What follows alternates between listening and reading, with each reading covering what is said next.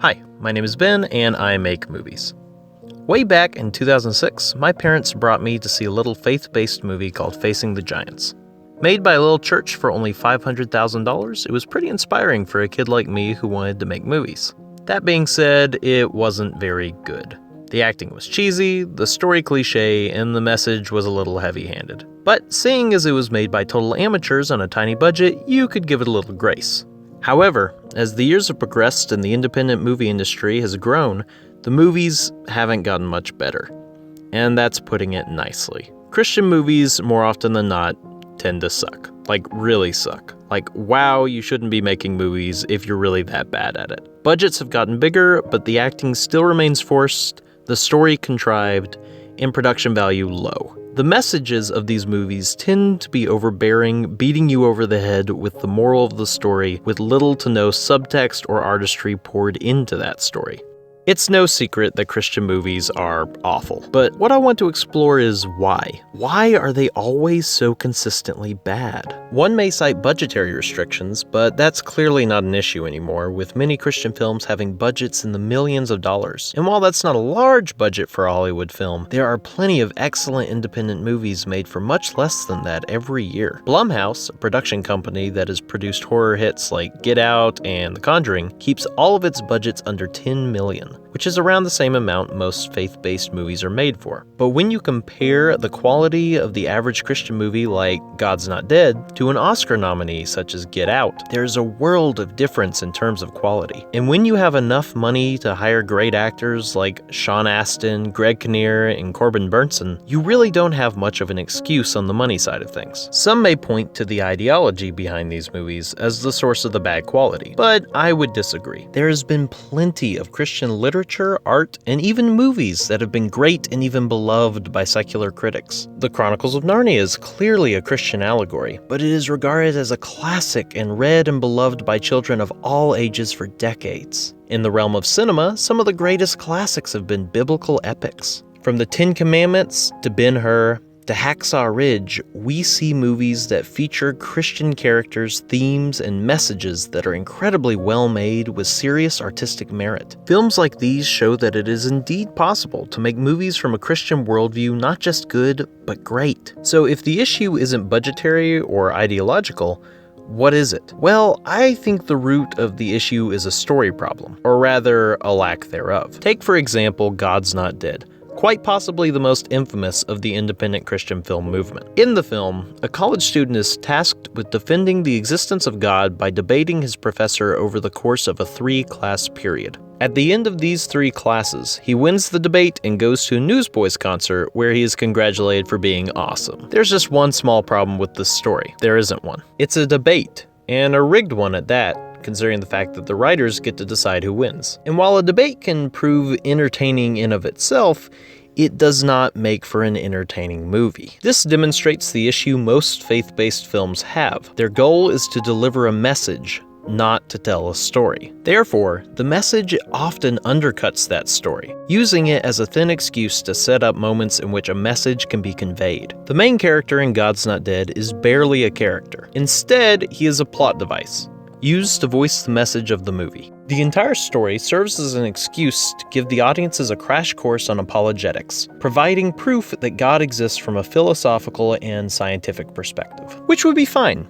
if they had made a documentary or had just recorded an actual debate. But instead, they made it into a feature film, a medium that audiences turn to for entertainment, not necessarily information. If your primary goal is to preach a message, you should preach a sermon. A sermon is fine, but a sermon does not make for a good movie. A movie requires a good story, with good characters and conflict. If there's no conflict in your story, you don't have a story. All too often, Christian filmmakers avoid focusing on the characters and how they overcome conflict in favor of focusing on the message. But no matter how good and true and noble your message is, people don't go to movies to hear a message. They go to experience a story.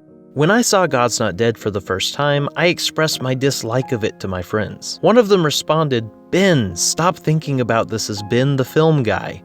Think about this as Ben the Christian." But I can't. They chose to deliver their message in the form of a movie. And when it fails to live up to the most basic standards of cinematic storytelling, it has failed, no matter what I think of the message. In fact, if this film is truly a Christian movie about the God of the universe, shouldn't we hold it to a higher standard than most movies? We can see the same trend in other genres outside of the faith-based market. When Avatar first came out, it was a humongous hit due to its incredible visuals. But in the years since, many people dismiss it as just okay. Why? Well, most people I talk to don't like how overly preachy it is with its environmental message. Trees good, military bad.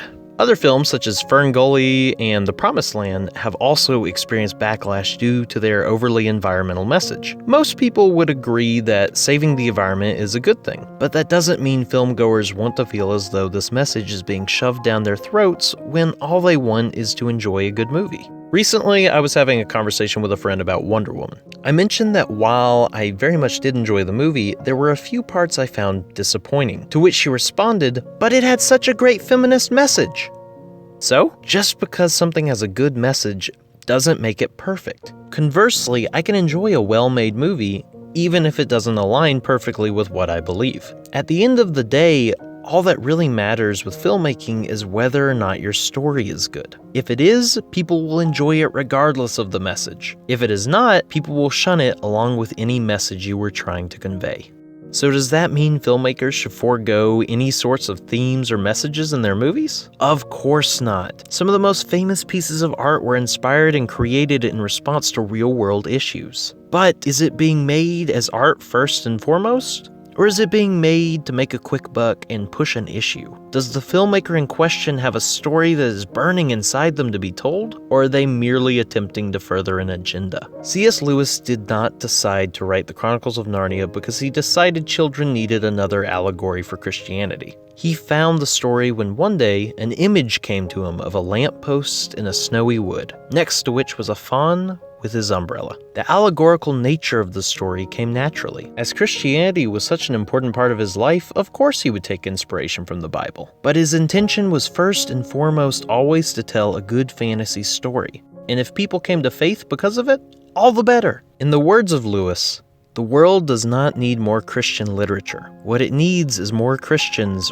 writing good literature and making good movies. So if you are a Christian filmmaker, or a feminist, or an environmentalist, and you want to make a difference, write a good story, make a good movie, and the values you hold dear will bleed onto the screen. And maybe, just maybe, someone will be changed by the story you have to tell.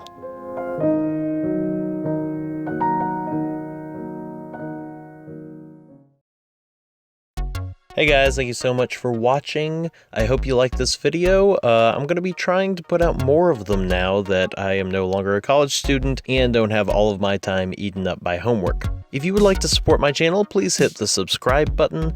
If you liked this video, please share it with your friends. And for the record, I do like some Christian movies, so if you'd like me to make some videos on those, let me know in the comments below. Thank you very much and have a wonderful day.